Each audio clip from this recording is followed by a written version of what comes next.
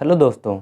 आज की क्लास में हम लोग यूपी डीएलएड थर्ड सेमेस्टर के पेपर फर्स्ट के वर्ष 2017 के क्वेश्चन पेपर को सॉल्व करेंगे। तो आइए शुरू करते हैं। बहुविकल्पी प्रश्न का पहला प्रश्न है, बालक एक ऐसी पुस्तक है जिसका अध्ययन आदोपांत शिक्षक कक्ष में करता है। यह कथन किसका है? इसका ऑप्शन सही उत्तर है रॉस का। यह कथन रॉस का है। प्रश्न संख्या 2 है, व्यापक मूल्यांकन द्वारा मूल्यांकन किया जाता है। ऑप्शन अ है व्यक्तित्व के सभी पक्षों का, ब है नैतिक मूल्यों का, स शांति शिक्षा का और द केवल संप्राप्ति का। तो व्यापक मूल्यांकन का अर्थ ही होता है व्यक्ति के सभी पक्षों का मूल्यांकन करना ही व्यापक मूल्यांकन कहलाता है। इसका ऑप्शन अ सही उत्तर होगा। प्रश्न संख्या तीसरा है, मूल्यांकन का संज्ञानात्मक पक्ष संबंधित है। तो संज्ञानात्मक पक्ष के कितने चरण? 6 चरण होते हैं। ज्ञान, बोध, प्रयोग या अनुप्रयोग, विश्लेषण, संश्लेषण, मूल्यांकन। तो देखिए, ज्ञान, बोध और अनुप्रयोग प्रथम 3 दे दिया है। तो ये तीनों जो हैं संज्ञानात्मक पक्ष से संबंधित है। इसका ऑप्शन द सही उत्तर होगा उपयुक्त सभी से। प्रश्न संख्या 4 है, सतत मूल्यांकन कहलाता है। ऑप्शन अ है सत्र के अंत में किया जाने वाला मूल्यांकन, ये तो योगात्मक मूल्यांकन कहलाता है। दूसरा है सत्र के मध्य में किया जाने वाला मूल्यांकन, ये अर्धवार्षिक परीक्षा कहते हैं। मतलब साल में 2 बार होता है। स है नित्य प्रति किया जाने वाला मूल्यांकन। नित्य प्रति किया जाने वाला मूल्यांकन मतलब प्रतिदिन किया जाने वाले मूल्यांकन, इसी को सतत मूल्यांकन कहा जाता है। लेकिन एक और ऑप्शन दिया है उपयुक्त सभी। देखिए, जब उपयुक्त सभी दे दिया है तो इसका मतलब कि सत्र के अंत में किया जाने वाला मूल्यांकन वो भी उसी के अंतर्गत आ जाएगा, और सत्र के मध्य में किया जाने वाला मूल्यांकन वो भी जब प्रतिदिन मूल्यांकन किया जाएगा तो एक दिन वो भी तो होगा जिस दिन मध्य में किया जाएगा, जिस दिन अंत में किया जाएगा, यानी इसके सभी आ जाएंगे। ये तीनों जो है सतत मूल्यांकन के अंतर्गत आ जाएंगे, इसलिए इसका ऑप्शन द सही उत्तर होगा। अगर ये द नहीं दिया होता, उपयुक्त सही नहीं दिया होता, तो इसका ऑप्शन स सही उत्तर होता, लेकिन द दे दिया है इसलिए द ही सही उत्तर होगा, उपयुक्त सभी। अगला प्रश्न है प्रश्न संख्या 5, यह कथन कि मूल्यांकन वह प्रक्रिया है जिसके द्वारा शिक्षक एवं छात्र यह निर्णय करते हैं कि शिक्षण लक्ष्यों को प्राप्त किया जा रहा है या नहीं, यह कथन किसका है? तो यह कथन है बैंक का। इसका ऑप्शन अ सही उत्तर होगा। अगला प्रश्न है प्रश्न के 6वां,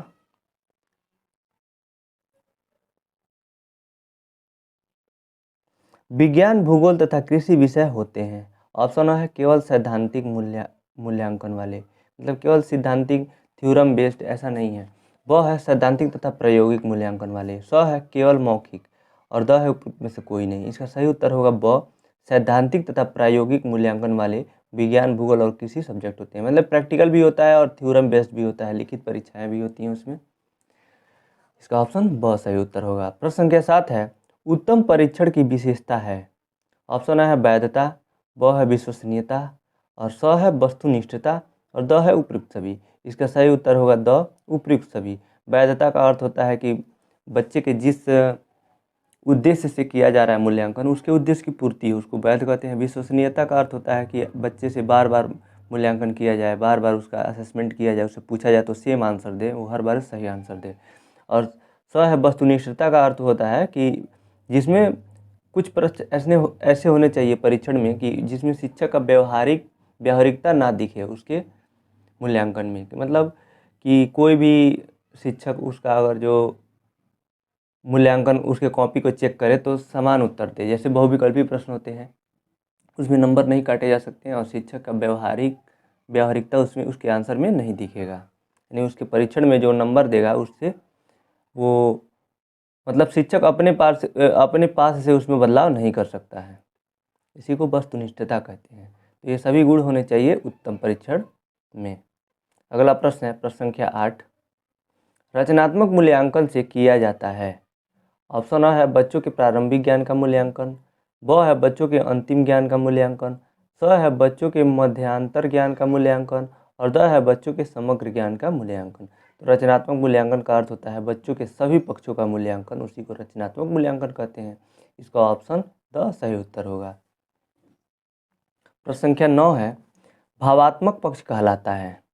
ऑप्शन अ है बच्चों की रुचियों से संबंधित मूल्यांकन का पक्ष, ब है बच्चों की संवेगों से संबंधित मूल्यांकन का पक्ष, और स है बच्चों की मनोवृत्ति से संबंधित मूल्यांकन का पक्ष, और द है उपयुक्त सभी।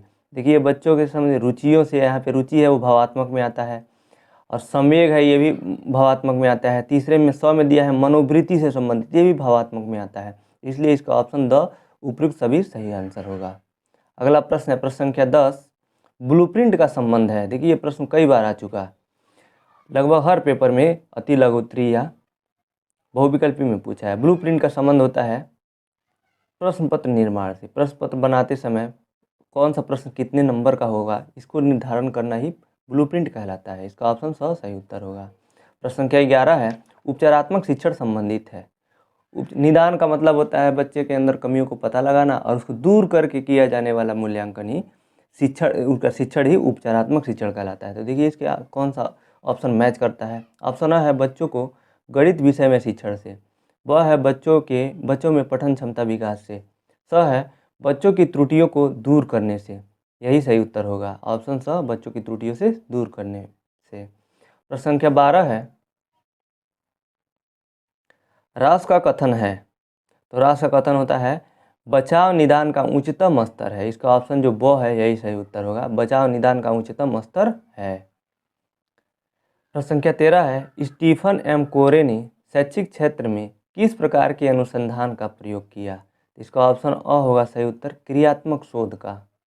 ये भी प्रश्न रिपीट हुआ है, कई बार पूछा था, 2022 में भी पूछा हुआ था शायद, और 17-18 में तो पूछा ही है। अगला प्रश्न है प्रश्न संख्या 14, क्रियात्मक शोध करने का अधिकार है। ऑप्शन अ है केवल शिक्षकों को, ब है शिक्षकों व प्रधान अध्यापकों को, स है शिक्षकों प्रधानाध्यापकों व छात्रों को, द है शिक्षकों प्रधानाध्यापकों छात्रों तथा ABSA सभी को। इसका ऑप्शन द सही उत्तर होगा कि जब बच्चे के शिक्षण कार्य में कोई भी समस्या आती है तो उसको सभी मिल के उसमें क्रियात्मक शोध करते हैं, उसको दूर करने का प्रयास करते हैं, उसी को क्रियात्मक शोध कहते हैं, और इसमें सभी भाग ले सकते हैं। इसका ऑप्शन द सही उत्तर होगा। प्रश्न संख्या 15 है, क्रियात्मक शोध में शोधकर्ता होता है। ऑप्शन है उत्पादक, ब है उपभोक्ता, स है उत्पादक में उपभोक्ता दोनों, और द है न तो उत्पादक और न ही उपभोक्ता। इसका सही उत्तर स होगा, उत्पादक एवं उपभोक्ता दोनों। अगला है 15 तक था बहुविकल्पी। अगला प्रश्न है प्रश्न संख्या 16, अति लघु उत्तरीय का पहला प्रश्न है, नवाचार से आप क्या समझते हैं। ये प्रश्न देखिए 2019 से पूछा था, 2017 में, 17 में पूछा था, फिर 2019 में भी पूछा। उत्तर है नवाचार किसी नवीन कार्य को करना या किसी कार्य को नए ढंग से करना। आज शिक्षा में संबंधित विभिन्न क्षेत्रों में नवाचार को महत्व दिया जा रहा है। जैसे शिक्षण विधियों में नए नए विधियों का प्रयोग किया जा रहा है, जैसे खेल विधि, और बच्चों के शिक्षण कार्य में स्मार्ट क्लास का प्रयोग हो रहा है, कंप्यूटर के द्वारा शिक्षा दिया जा रहा है। ये शिक्षा में नवाचार है, इसी को नवाचार कहते हैं। प्रश्न संख्या 17 है, क्रियात्मक शोध के दो प्रमुख उपकरण बताइए। उत्तर, क्रियात्मक शोध के उपकरणों का मानकीकरण नहीं किया जाता है। प्रकरण की परिस्थिति के अनुसार उपकरण प्रयोग में लाया जाता है। कुछ उपकरण निम्न हैं, पहला है अवलोकन, दूसरा है प्रश्नावली, तीसरा है साक्षात्कार और चौथा है विशेष। यहाँ तो दो ही पूछा था, आप डायरेक्ट लिख सकते हैं क्रियात्मक शोध के दो उपकरण निम्न हैं और किन्हीं दो का नाम लिख दीजिएगा, तब भी आंसर सही होगा। अगला प्रश्न है प्रश्न संख्या 18, क्रियात्मक शोध को स्पष्ट कीजिए। उत्तर, कार्य क्षेत्र से संबंधित समस्या के कारणों को जानने एवं समाधान के लिए किया जाने वाला शोध क्रियात्मक शोध कहलाता है। प्रश्न संख्या 19 है, अच्छे प्रश्नों की विशेषताएं बताइए। उत्तर, अच्छे प्रश्नों की प्रमुख विशेषताएं निम्न हैं। पहला है प्रश्न की शब्दावली संक्षिप्त हो, दूसरा है उसकी भाषा पुस्तक की भाषा से पृथक हो, वह विचारोत्तेजक हो, मतलब वो विचारों को उत्तेजित करे। अगला है प्रश्न दुविधा न उत्पन्न करें।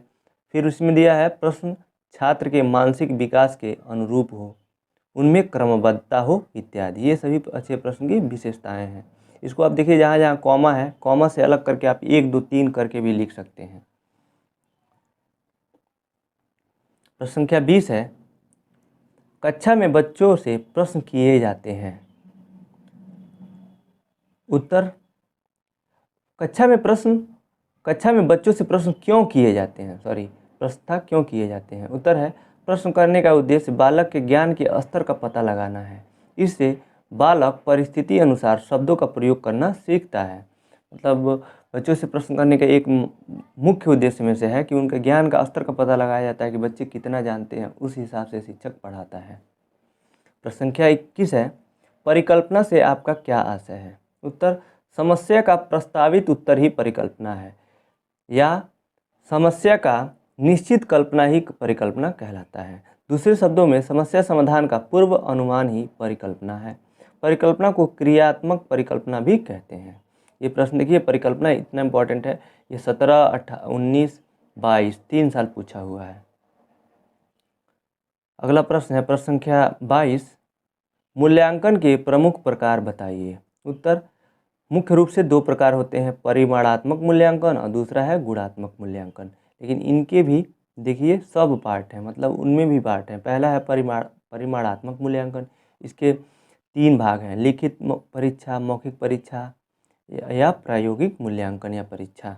और गुणात्मक मूल्यांकन के में साक्षात्कार, अवलोकन, घटनावृत्ति और जांच सूची और स्तर माप, ये सभी गुणात्मक मूल्यांकन में आते हैं। लेकिन गुणात्मक मूल्यांकन कहते किसे हैं? गुणात्मक मूल्यांकन के अंतर्गत जो बच्चे का मनोस्थिति का पता लगाते हैं, वो क्या सोचता है, कैसे सोचते हैं, उसकी पर्सनालिटी क्या है, ये सभी गुणात्मक मूल्यांकन के द्वारा पता लगाया जाता है। और परिमाणात्मक मूल्यांकन होता है वो मूल्यांकन जिसमें उसमें ज्ञान का पता लगाया जाता है कि बच्चा कितना जानता है, उसको परिमाणात्मक मूल्यांकन कहते हैं। प्रश्न संख्या 23 है, व्यापक मूल्यांकन की आवश्यकता बताइए। उत्तर, छात्र के अधिगम को प्रभावित करने वाले प्रत्येक कारक के मूल्यांकन हेतु ही व्यापक मूल्यांकन आवश्यक है। प्रश्न संख्या 24 है, मूल्यांकन के प्रमुख पक्षों का उल्लेख कीजिए। उत्तर, मूल्यांकन के 2 प्रमुख पक्ष हैं, पहला है ज्ञानात्मक और दूसरा है भावात्मक।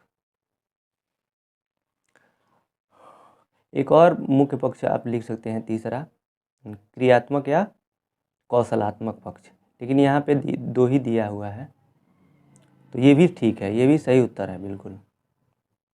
प्रश्न संख्या 25 है, प्रश्नों के प्रमुख प्रकार बताइए। उत्तर, प्रश्न निम्नलिखित प्रकार के होते हैं, तथ्यात्मक प्रश्न, दूसरा है अभिसारी प्रश्न, तीसरा है अपसारी प्रश्न और चौथा है विश्लेषणात्मक प्रश्न, पांचवा है प्रश्नवाचक प्रश्न। क्योंकि ये अति लघुत्तरी का प्रश्न था तो केवल नाम ही बताना था, इसमें इसका वर्णन नहीं करना है।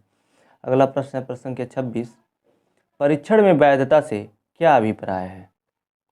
उत्तर, परीक्षण में वैधता से आशय उस कार्य कुशलता से है जिससे वह परीक्षण उस तथ्य का मापन करता है जिसके लिए वो बनाया गया है। इसका मतलब जिस उद्देश्य का पूर्ति करने के लिए जो प्रश्न बनाया गया है वो उद्देश्य की पूर्ति करता है तो उसको वैध प्रश्न माने जाते हैं, वैध परीक्षण माना जाता है। प्रश्न संख्या 27 है, क्रियात्मक शोध की क्या आवश्यकता है। उत्तर, शिक्षा के क्षेत्र में कम समय में अपनी समस्त समस्याओं का समाधान खोजना क्रियात्मक शोध से ही संभव है। प्रश्न संख्या 28 है, मूल्यांकन से आपका क्या अभिप्राय है। उत्तर, मूल्यांकन लगातार चलने वाली प्रक्रिया है, शैक्षिक उद्देश्यों की प्राप्ति की जांच ही मूल्यांकन है। देखिए, मूल्यांकन के द्वारा ही पता लगता है कि बच्चे ने क्या सीखा है, किस क्षेत्र में कमी है और कैसे सीख रहा है, ये सभी मूल्यांकन के द्वारा ही पता लगता है। और जो मूल्यांकन नहीं होगा तो पता ही नहीं चलेगा बच्चा सीख भी रहा है कि नहीं, कितना सीखा है, उसका स्तर क्या है, ये सभी चीज़ें मूल्यांकन के द्वारा पता लगती हैं। प्रश्न संख्या 29 है, शैक्षिक मापन किसे कहते हैं। उत्तर, शैक्षिक मापन एक ऐसी वर्णनात्मक प्रक्रिया है जिसमें छात्र के साथ ही शिक्षा एवं उसकी व्यवस्था से संबंधित व्यक्तियों या वस्तुओं में के किन्हीं गुणों या विशेषताओं का शैक्षिक उद्देश्य से क्रमबद्ध वर्णन किया जाता है। प्रश्न संख्या 30 है, परीक्षण का अर्थ बताइए। उत्तर, वह प्रक्रिया जिसमें परीक्षक प्रश्नों द्वारा अपने प्रशिक्षुओं के अधिगम की जांच करता है परीक्षण कहलाता है। देखिए, ऊपर मापन पूछा था, फिर परीक्षण, दोनों एक ही स्वरूप है, थोड़ा सा बहुत माइनर डिफरेंस है, लेकिन ये दोनों लगभग एक ही चीज़ है, दोनों प्रश्न पूछ दिया है इसमें।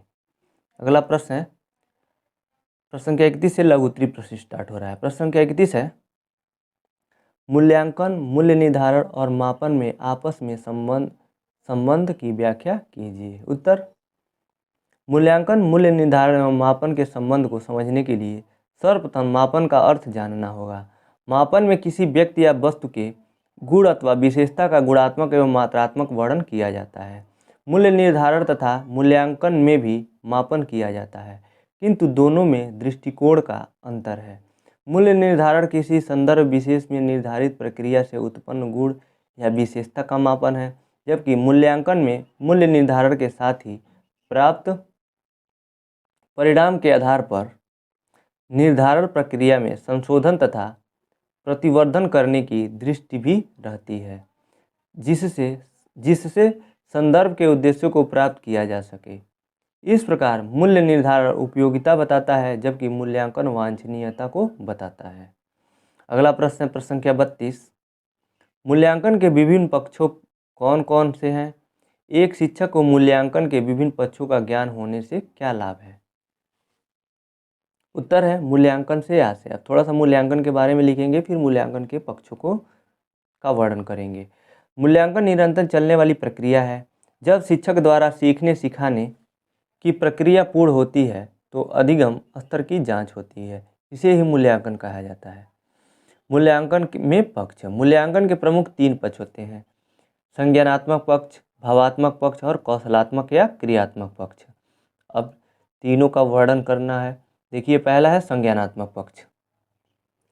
संज्ञानात्मक पक्ष के अंतर्गत वे शैक्षिक उद्देश्य आते हैं जो मुख्यतः मानसिक प्रक्रियाओं से संबंधित होते हैं। इस पक्ष में प्रमुखतः 6 स्तर होते हैं: ज्ञान, बोध, प्रयोग, अनुप्रयोग, विश्लेषण, संश्लेषण, मूल्यांकन। देखिए, पहला है ज्ञान। वस्तुओं, शब्दों, प्रसंगों, प्रक्रियाओं, स्थिति की परिचयात्मक सूचना का ज्ञान कहलाती है, यानी ज्ञान कहलाता है। दूसरा है वह है बोध। बोध में ज्ञान भी शामिल रहता है। यह एक महत्वपूर्ण घटक है। इसे समझने की दक्षता का सबसे प्रारंभिक स्तर कहा जा सकता है। तीसरा है अनुप्रयोग। ज्ञान और बोध के सम्मिलित रूप को अनुप्रयोग कहते हैं। ज्ञान एवं बोध स्तर पर खींची गई बातों का प्राकृतिक अथवा कृत्रिम स्थितियों में प्रयोग करना अनुप्रयोग कहलाता है। चौथा है विश्लेषण। बताई गई बातों को स्पष्ट करना विश्लेषण का उद्देश्य है। पांचवा है संश्लेषण। संश्लेषण में विभिन्न स्तरों एवं भागों को क्रमबद्ध करके समग्र की रचना करना ही संश्लेषण है। देखिए, विश्लेषण में जो भी चीज़ हम पढ़ते हैं, जिसके बारे में अध्ययन करते हैं, उसके छोटे छोटे टुकड़ों में बांट करके उसका विस्तृत अध्ययन करते हैं। संश्लेषण में उसको सबको समराइज कर देते हैं, सबको मिला देते हैं, उसी को संश्लेषण कहते हैं। छठवां है मूल्यांकन। यह संज्ञानात्मक पक्ष का सर्वोत्तम स्तर है। यह सबसे जटिल मानसिक प्रक्रिया है। दूसरा जो पक्ष होता है मूल्यांकन का, वो है भावात्मक पक्ष। भावात्मक पक्ष का संबंध व्यक्ति के आंतरिक व्यवहार से होता है।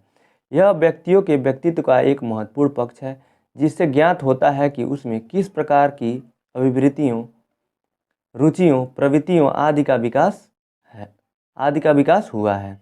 भावात्मक पक्ष निम्न वर्गों में विभक्त किया गया है। पहला है ग्रहण करना, दूसरा है अनुक्रिया करना, तीसरा मूल्यांकन, चौथा है संगठन और पांचवा है मूल्य द्वारा विशिष्टीकरण। अगला जो अंतिम जो पक्ष है मूल्यांकन का, वो है क्रियात्मक पक्ष। इसे कौशलात्मक पक्ष भी कहा जाता है।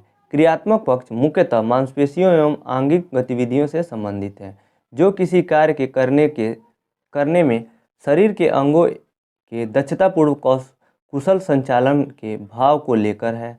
यह कौशल आधारित मूल्यांकन है। इसके द्वारा बच्चों के अंतर्गत शारीरिक श्रम के प्रति भावात्मक प्रेम का मूल्यांकन किया जाता है।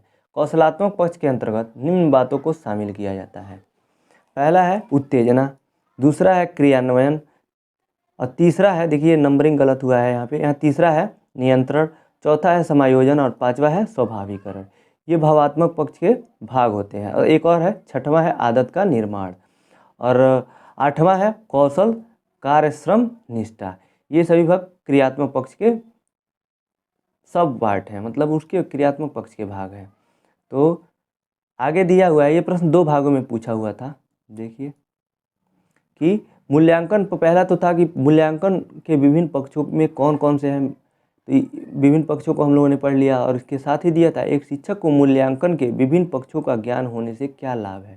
तो लाभ देख लेते हैं कि क्या लाभ है। तो हेडिंग लिखेंगे शिक्षक को मूल्यांकन के विभिन्न पक्षों का ज्ञान होने से लाभ। यहाँ पे लाभ छूट गया है, यहाँ पे हेडिंग में आप लाभ भी जोड़ लेंगे। इसमें दिया है मूल्यांकन के पक्षों के आधार पर शिक्षक को अपने शिक्षण उद्देश्यों को निर्धारित करने में मदद मिलती है। शिक्षण उद्देश्यों की स्पष्टता और समझ शिक्षक के शिक्षण कार्य को सही दिशा प्रदान करती है। इसीलिए शिक्षक प्रशिक्षण प्राप्त करने वाले छात्रों से पाठ सूत्र में अपने शिक्षण उद्देश्यों को इन पक्षों के अंतर्गत अंकित करने की अपेक्षा की जाती है। अगला प्रश्न है, देखिए बहुत बड़ा प्रश्न था, लेकिन उत्तर बहुत इसका बड़ा था, लेकिन ये पूछता सिर्फ 60 वर्ड में ही है। तो आप इसको शॉर्ट करके लिख लेंगे। जब ज़्यादा पढ़ेंगे तो खुद ही आपके दिमाग में कम आएगा, तो आप लिख सकते हैं। लेकिन जब आप 60 वर्ड ही पढ़ेंगे तो आपको 30 भी याद नहीं रहेगा। तो इसलिए मैंने आंसर को बड़ा बड़ा रखा है, जिससे कि आप पढ़ें तो 60 वर्ड लिख सकें। प्रश्न संख्या 33 है, निबंधात्मक तथा वस्तुनिष्ठ प्रश्नों के अंतर को स्पष्ट कीजिए। देखिए आप इसका आंसर लिख सकते हैं। निबंधात्मक प्रश्न में लघु उत्तरी टाइप प्रश्न होते हैं, पहला। दूसरा हो जाएगा निबंधात्मक प्रश्न में उदाहरण के द्वारा प्रश्नों का उत्तर दिया जाता है। और वस्तुनिष्ठ प्रश्न में लिख सकते हैं कि यह इसमें शिक्षक के व्यवहारिक ज्ञान नहीं झलकता है उसके आंसर में। और वस्तुनिष्ठ प्रश्न बहुविकल्पी टाइप होते हैं, मतलब कि ये मल्टीपल, इसमें क्वेश्चन में ही आंसर दिए रहते हैं जिसमें आपको एक टिक करना रहता है। इसके अलावा आप लिख सकते हैं इसमें अंतर, निबंधात्मक प्रश्न में उत्तरदाता को उत्तर की स्वतः रचना करने और अपने शब्दों में उत्तर देने का अवसर रहता है, जबकि वस्तुनिष्ठ प्रश्नों में उत्तरदाता को दिए गए प्रश्न के उत्तर के विकल्पों से अपने उत्तर का चयन करना होता है। और अगला अंतर लिख सकते हैं, निबंधात्मक प्रश्नों की रचना सरल होती है और उसमें अंकन व्यक्तिनिष्ठ होता है, तथा वस्तुनिष्ठ प्रश्नों की रचना कठिन होती है किंतु इसमें अंकन वस्तुनिष्ठ होती है। इसका अर्थ है कि ये निबंधात्मक प्रश्न आसान होता है, इसमें अपने विचार से आप लिखते हैं, लेकिन जो वस्तुनिष्ठ प्रश्न होता है इसमें ये थोड़ा कठिन होता है, लेकिन उसका आंसर उसी में दिया रहता है, उसकी आपको टिक करना रहता है। तो इसको आप लिख सकते हैं, बहुत आसान है। प्रश्न संख्या 34 है, अच्छे प्रश्नों की विशेषताएं क्या है।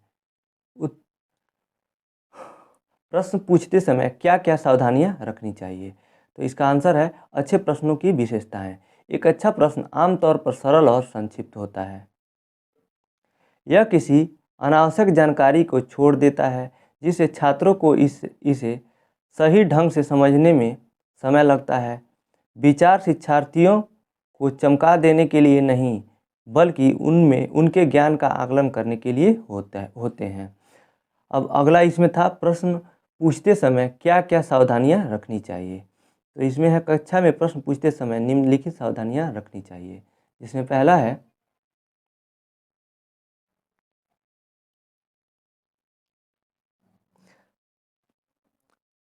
प्रश्न कक्षा में एक बार प्रभावपूर्ण ढंग से प्रस्तुत करें। दूसरा है, प्रश्न को बार बार दोहराना या तत्काल शब्दावली परिवर्तित कर प्रश्न नहीं करनी चाहिए।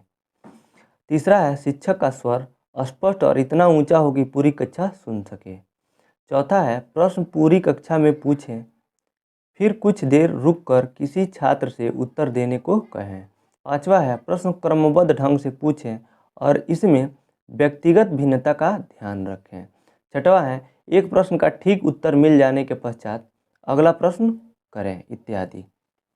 ये सभी प्रश्न, मतलब कक्षा में प्रश्न पूछते समय इतनी सारी सावधानियां रखनी चाहिए। अगला प्रश्न है, प्रश्न संख्या 35, क्रियात्मक शोध के महत्व पर प्रकाश डालिए। उत्तर, क्रियात्मक शोध अनुभूत समस्याओं का वैज्ञानिक पद्धति से प्राप्त समाधान क्रियात्मक शोध है। क्रियात्मक शोध का मूल आधार है समस्या हमारी और हल भी हमारा। क्रियात्मक शोध का महत्व, पहला है, विद्यालय की परंपरागत कार्यशैली में परिवर्तन एवं सुधार लाने हेतु। दूसरा है विद्यालय की शैक्षिक कार्य प्रणाली में सुधार लाने के लिए क्रियात्मक शोध आवश्यक होता है। तीसरा है शिक्षकों, प्रधानाध्यापकों तथा निरीक्षक में वैज्ञानिक दृष्टिकोण विकसित करने हेतु। चौथा महत्व है क्रियात्मक शोध का विद्यालय की गतिविधियों को विकसित करने हेतु। पांचवा है पाठ्य सहगामी क्रियाकलापों के प्रति अध्यापकों और छात्रों में रुचि उत्पन्न करने के लिए। छठवां है विद्यालय के वातावरण में सुधार लाने हेतु। सातवां है बच्चों के नवीन परिस्थितियों में समायोजन की समस्याओं का अध्ययन एवं समाधान करने के लिए। सातवां है विद्यार्थियों में शिक्षा का स्तर ऊंचा उठाने में क्रियात्मक शोध महत्वपूर्ण भूमिका निभाता है। नौवां है बच्चों का सार्वभौमिकरण, नामांकन, ठहराव तथा संप्राप्ति के लिए। 10वां है शिक्षा को सामाजिक मूल्यों के अनुसार बनाने में भी इसकी आवश्यकता होती है। प्रश्न संख्या 36 है क्रियात्मक शोध के विभिन्न चरण लिखिए। उत्तर क्रियात्मक शोध के चरण।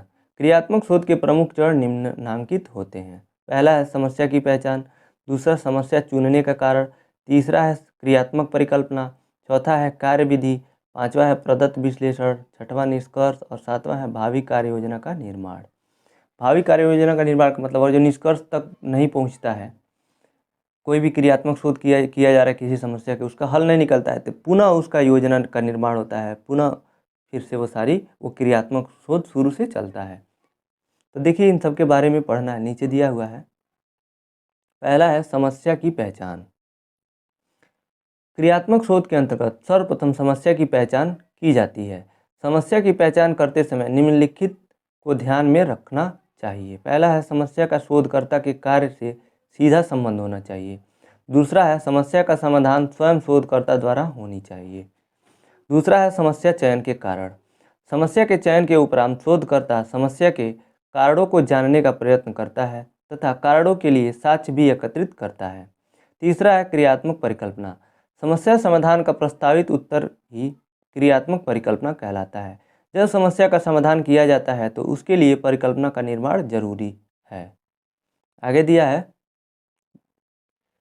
इस चरण में समस्या का विश्लेषण किया जाता है और विभिन्न सुझावों पर विशेष ध्यान दिया जाता है। चौथा है कार्यविधि।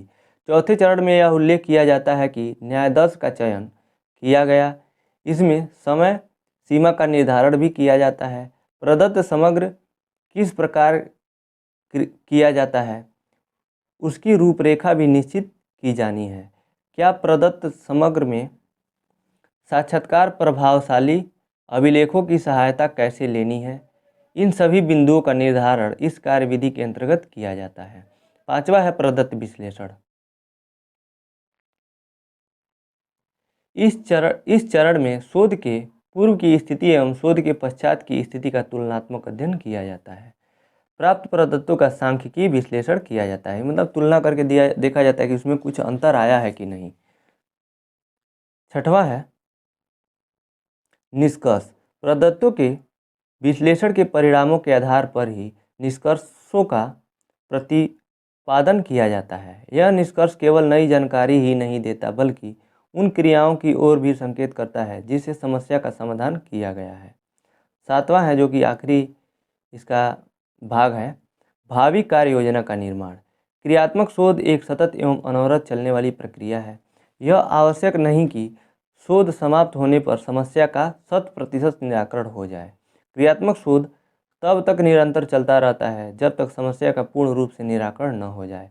यदि समस्या का पूर्ण रूप से निराकरण नहीं होता है तो शोध कार्य पुनः कार्य किया जाता है। यानी जो समस्या है जिस पे शोध किया जा रहा है और उसका निराकरण नहीं हुआ तो पुनः फिर शुरू से उसका शोध कार्य शुरू होता है। इसी को कहते हैं भावी कार्य योजना का निर्माण।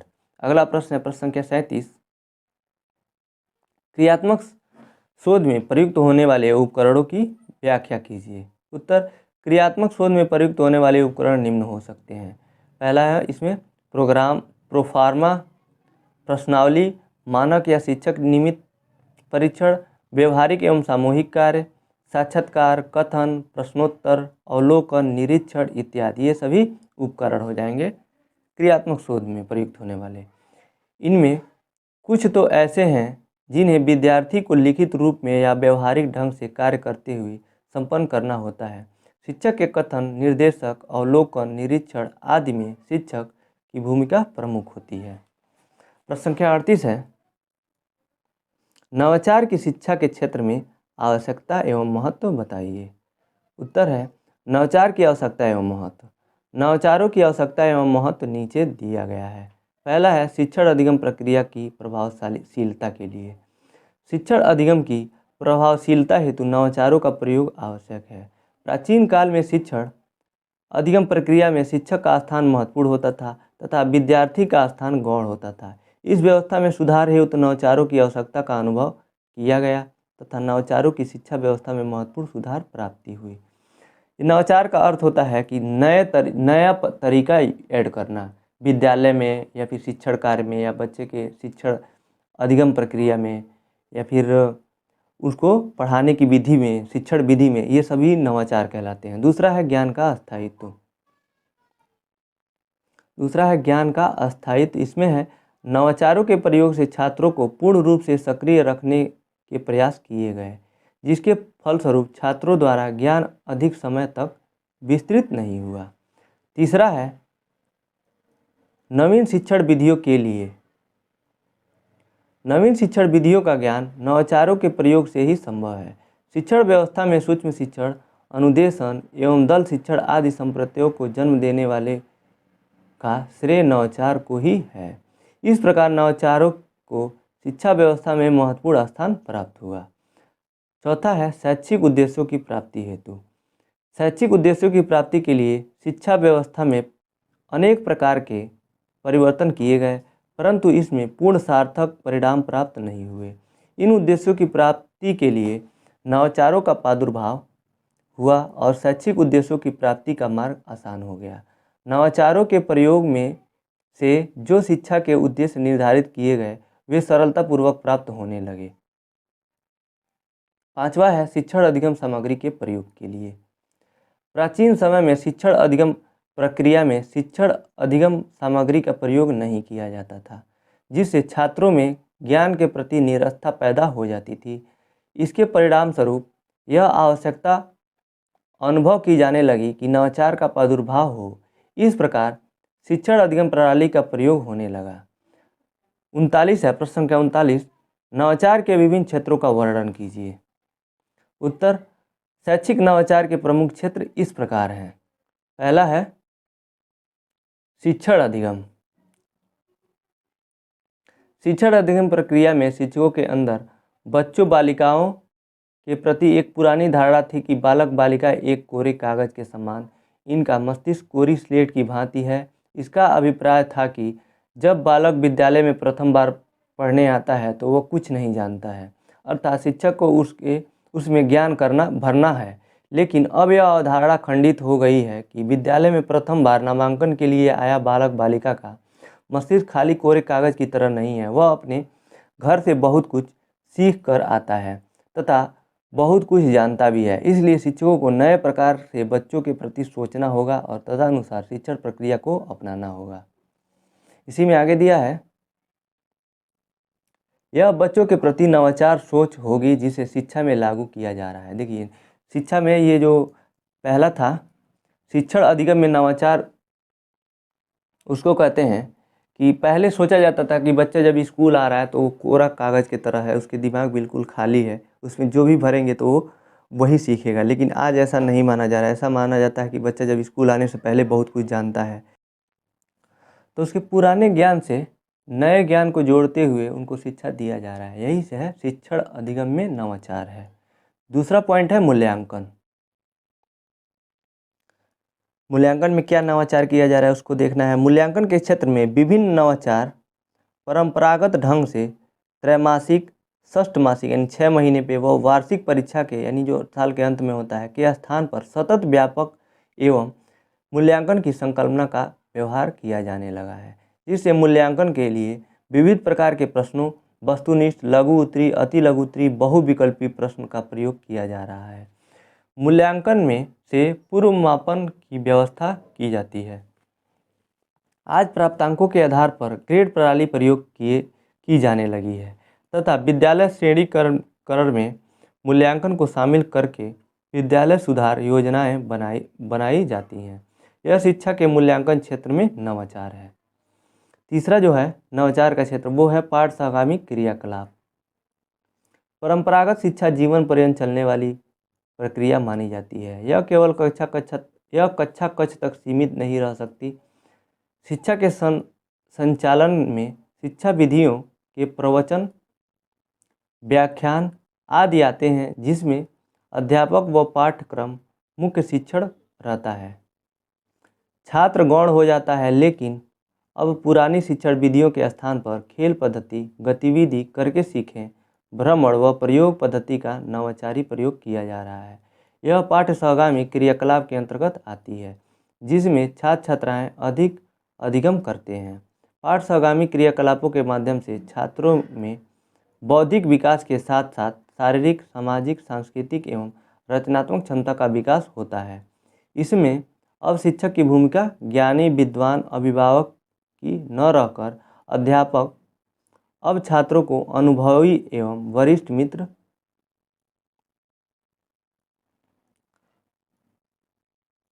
सलाहकार तथा सुविधादाता की भूमिका निभाता है। अब विद्यालय में दंड अनुशासन के नाम पर स्थापित भय का वातावरण खत्म हो गया है। छात्रों की रुचियों को देखते हुए पाठ सहगामी क्रियाकलाप को अपनाकर नवाचार प्रयोग किए जा रहे हैं। चौथा है विद्यालय प्रबंधन। परंपरागत ढंग से विद्यालय के प्रबंध में शिक्षा विभाग के निर्देशों के अनुसार प्रधानाध्यापक का एकाधिकार ही विद्यालय प्रबंधन का माना जाता है। लेकिन नवाचार में माना जाता था होगा, ये पहले की बात है। लेकिन नवाचार में अब प्रधानाध्यापक ही विद्यालय का एकाधिकार नहीं है। इसमें सामुदायिक सहभागिता एवं जन सहयोग का नवाचारी प्रयोग करके ग्राम शिक्षा समिति को वैधानिक रूप प्रदान करके उसे कार्य अधिकार तथा दायित्व सौंपा गया है, जिससे विद्यालय भवन का निर्माण, विद्यालय में टाट पट्टी, फर्नीचर, उपकरण के प्रबंध, मिड डे मील, छात्रवृत्ति, गणवेश आदि का वितरण एवं विद्यालय रखरखाव में ग्राम शिक्षा समिति का बाह्यकारी सहयोग भी लिया जा रहा है। विद्यालय प्रबंधन द्वारा स्थानीय समुदाय की विभिन्न सहभागिता कराकर नवाचार किया जा रहा है। इसका अर्थ हुआ कि पहले जो प्रधानाध्यापक था उसका एकाधिकार होता था, वही जो चाहता था वो करता था। आज उसको ख़त्म करके जो ग्राम शिक्षा समिति बन रही है, जो उसमें बच्चों के अभिभावकों को भी जोड़ा जा रहा है, उसमें उन सबके सहयोग से सबके द्वारा जो तय होता है उस हिसाब से स्कूल का निर्माण कार्य होता है। उसका जो फर्नीचर के निर्माण होते हैं, चाहे बच्चे को कैसे पढ़ाया जाए, उसमें सभी चर्चा होती है। तो ये सभी नवाचार हैं आज के समय के। पांचवा है सामुदायिक सहभागिता।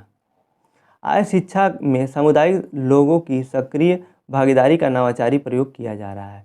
पहले शिक्षा के संचालन के लिए औपचारिक रूप से ग्राम शिक्षा समिति होती थी, जो प्रायः निष्क्रिय रहती थी। लेकिन प्राथमिक शिक्षा में समुदाय की सक्रिय भागीदारी सुनिश्चित करने के लिए आज अनेक शासनादेश तथा विभागीय आदेश निर्गत किए गए हैं, जिसके तहत ग्राम शिक्षा समितियों को अनेक दायित्व एवं तत्संबंधी अधिकार प्रदान किए गए हैं। साथ ही प्रत्येक विद्यालय में अभिभावक शिक्षक संघ, पीटीए का मतलब होगा पेरेंट टीचर एसोसिएशन, अभिभावक शिक्षक संघ, इसी का इंग्लिश में पीटीए कहते हैं। माता शिक्षक संघ यानी मदर टीचर एसोसिएशन, एक ब्लॉक स्तर की समिति बनाई गई है। शिक्षा सामुदायिक सहभागिता की सक्रियता के लिए विभिन्न स्तरों पर ग्राम संसाधन समूह, ब्लॉक संसाधन समूह, जिला संसाधन समूह का गठन किया गया है। अब शिक्षा व्यवस्था के संचालन का दायित्व केवल सरकार पर न होकर समुदाय के लोगों पर भी डालने का नवाचार किया जा रहा है। वही है अर्थ है कि सभी को, बच्चे के अभिभावक को जोड़ करके, और जो अभिभावक शिक्षक संघ बने हैं और मदर टीचर एसोसिएशन यानी माता शिक्षक संघ बने हैं, जिसपे ये शिक्षा में नवाचार है। अगला प्रश्न है जो कि इस प्रश्न पत्र का अंतिम प्रश्न पत्र है, प्रश्न संख्या 40। अवलोकन से आप क्या समझते हैं?